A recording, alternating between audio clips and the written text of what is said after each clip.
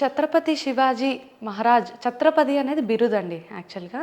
వారి గురువు అయినటువంటి రామ్దాస్ అనేటటువంటి ఆచార్యులు వారికి ఆ ఛత్రపతి అనేటటువంటి బిరుదుని ఇవ్వడం జరిగింది.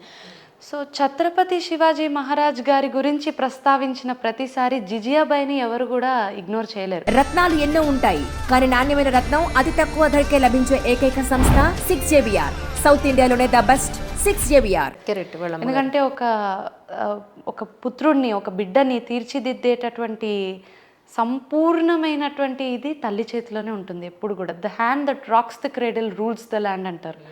ఏ చేయి అయితే ఊయలను ఊపగలదో ఆ చేయి దేశాన్ని సైతం పరిపాలించగలదు అని మనకి ఒక నానుడి. సో జిజియాబాయి గారు రాజమాత. వారు వాస్తవానికి ఒక సింగిల్ మదర్. ఎందుకంటే ఛత్రపతి శివాజీ గారి యొక్క తండ్రి గారు షహాజీ అనేటటువంటి రూలర్. వారిని బెంగళూరు, కర్ణాటక వైపు పంపించడం జరుగుతుంది. సో ఈవిడ రాజమాతగా ఇక్కడ ఉన్నటువంటి ప్రాంతాన్ని అంతా కూడా పరిపాలించేటటువంటి పరిస్థితులు అప్పుడు. సో యాక్చువల్గా జిజియాబాయి గారికి ఒకరోజు వారి చిన్నతనంలోని వారి తండ్రి గారు కూడా, అంటే జిజియాబాయి గారి తండ్రి కూడా ఒక గొప్ప వీరులు. రైట్. వారు కూడా ఈ దేశ సంరక్షణలోని అంతర్భాగమైనటువంటి ఒక వ్యక్తి. వారిని ఒకరోజు ఒక శివాలయాన్ని ధ్వంసం చేయడం జరుగుతుంది జిజియాబాయి గారి చిన్నతనంలో. కరెక్ట్. సో శివాలయాన్ని ధ్వంసం చేసినప్పుడు ఈవిడెళ్ళి అదేంటి పరాయి దేశస్యులు వచ్చి మన ఆలయాలను అలా ధ్వంసం చేస్తున్నారు, మనకున్నటువంటి బిలీఫ్స్ని కానివ్వండి, ఫెయిత్ని కానివ్వండి, వాళ్ళు అసలు ఏంటి అంత రెస్పెక్ట్ చేయకుండా అలా చేస్తున్నారు, వాళ్ళని ఖండాలుగా నరకండి అని అడుగుతారు. అడిగినప్పుడు ఏం చేయలేము, ఇది ముఘల్ యొక్క పరిపాలన, మనం ఏం చేయలేని పరిస్థితి, వాళ్ళకి తిరగబడితే మొత్తము ఇదైపోతుంది అని. అప్పటికే దాదాపుగా 323 సంవత్సరాల పాటు ముఘల్ అండర్లోనే ఉంది భారతదేశం. సో దీన్ని బట్టి అప్పటి నుంచి కొన్ని వందల సంవత్సరాల నుంచి కూడా ఈ హిందుత్వం మీద అణగదొక్కే కార్యక్రమం జరుగుతూనే ఉంది. సో అది దృష్టిలో పెట్టుకొని దట్ ఈస్ ది లింక్. అందుకే ఛత్రపతి శివాజీ గురించి మాట్లాడాలంటే జిజియాబాయి గారు వారికి ఉన్నటువంటి ఇదేంటి అన్నది ఎస్టాబ్లిష్ అయితే కానీ ఈ కాన్సెప్ట్ ఎందుకు వచ్చిందో అర్థం కాదు. హైందవి స్వరాజ్ అనే పదం ఎందుకు వచ్చిందో అర్థం కాదు. So it is not about a religion, it is about somebody's faith, belief and culture. Correct.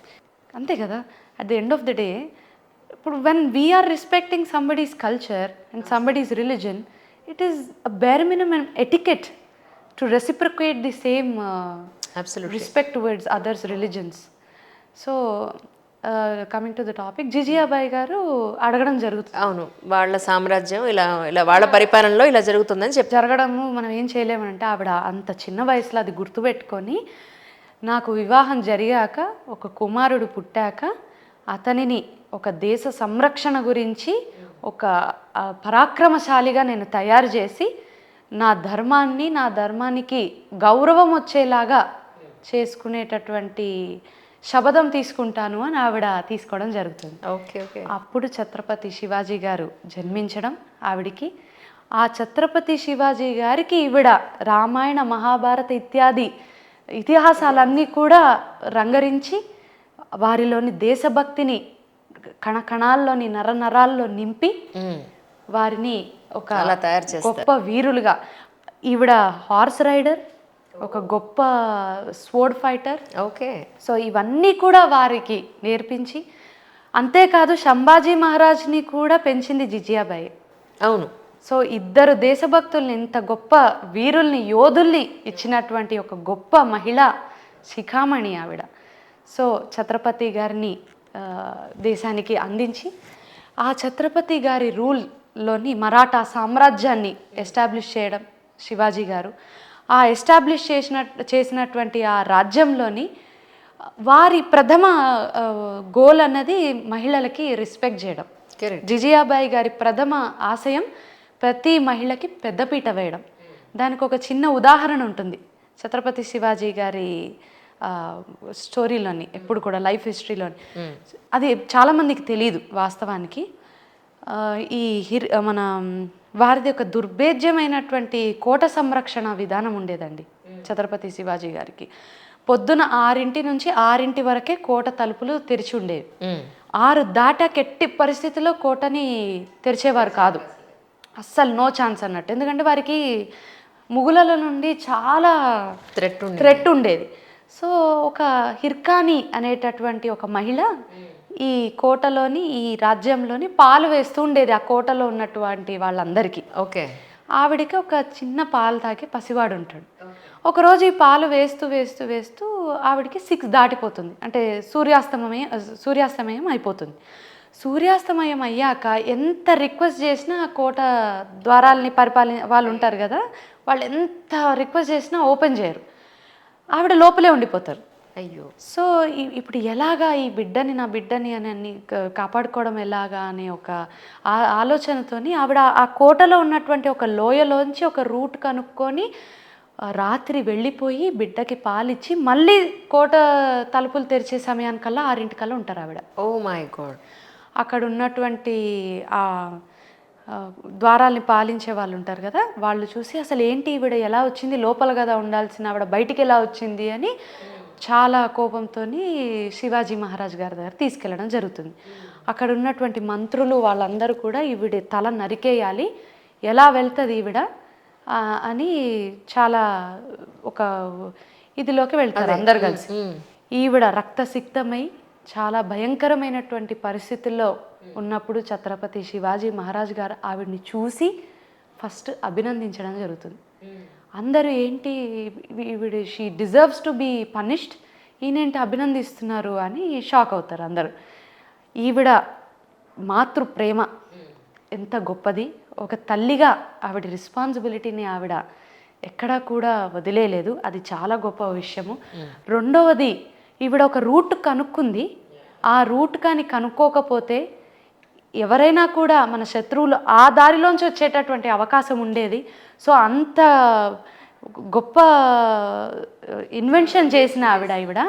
So అటువంటి పరిస్థితుల్ని కూడా ఆవిడ మనల్ని తప్పించింది. మూడవది, ఆవిడ కనుక్కున్న రూట్ ఇంకొకడికి ఎవరికో చెప్పకుండా మళ్ళీ మన కోటకే వచ్చింది. అక్కడ ఆవిడకు ఉన్నటువంటి లాయల్టీ మనకు కనిపిస్తుంది. ఎందుకు తిరిగి వెళ్తే మళ్ళీ నన్ను చంపేస్తారేమో అని ఆవిడ అనుకోలేదు, నన్ను శిక్షిస్తారేమో అని అనుకోలేదు. రాజుపైన ఆవిడకు ఉన్నటువంటి నమ్మకం అది. సో ఇంత గొప్ప మహిళని శిక్షించడం సమంజసం కాదు, ఈవిడిని అభినందించవలసినటువంటి పరిస్థితి అని చెప్పి శివాజీ గారు ఒక ఆ ద్వారాన్ని ఏదైతే ఉందో ఆ లోయని, ఆ రూట్ని, దానికి హిర్కానీ ద్వార్ అని ఒక పేరు పెట్టడం జరిగింది. పేరు పెట్టారు. ఆ కోట ఇప్పటికీ ఉంది, ఆ ద్వారము ఇప్పటికీ ఉంది, అది ఎవరికీ తెలియదు. సో ఇటువంటి గొప్ప రాజు, అంటే ప్రజల యొక్క మనసు తెలిసిన రాజు. చాలా సందర్భాల్లో మనం ఛత్రపతి శివాజీ మహారాజ్ రాముడితో సైతం పోలుస్తూ ఉంటాం. ఎందుకంటే ఆయనకు ఉన్నటువంటి ధర్మ రక్షణ, ధర్మాన్ని పట్టుకున్నటువంటి విధానం వల్ల వారితో పోల్చగలుగుతాం. 16 సంవత్సరాలకు ఒక చిన్న ఇన్సిడెంట్ ఇది. 16 సంవత్సరాలకి వారు కత్తి పట్టడం జరుగుతుంది. 16-17 సంవత్సరాల కల్లా వారు మొదటి యుద్ధం చేయడం, దాంట్లో విజయాన్ని కూడా సాధించడం జరుగుతుంది. వారు అప్పటికే ఇంకా డిక్లేర్ అయిపోతారు. అయిపోయాక రాజ్యంలోని ఎవరో ఒక మహిళ పట్ల అత్యాచారాన్ని చేస్తే అంత చిన్న వయసులో, అంత టీనేజ్లోని శివాజీ మహారాజు గారు వారి కాళ్ళు చేతులు తీసేయండి అనేటటువంటి పనిష్మెంట్ని ఇవ్వడం, శిక్షని విధించడం. అలాంటివి ఇప్పుడు కూడా జరిగితే బాగున్నాం. భయం లేకుండా పోయింది నిజంగా మనుషులకి. అటువంటి రాజులు ఉన్నారు కాబట్టి అటువంటి శిక్షలు ఉండేవి. ఇప్పుడు అటువంటి అర్హత ఇప్పుడున్నటువంటి లీడర్స్కి ఉన్నాయా అని కూడా మనల్ని మనం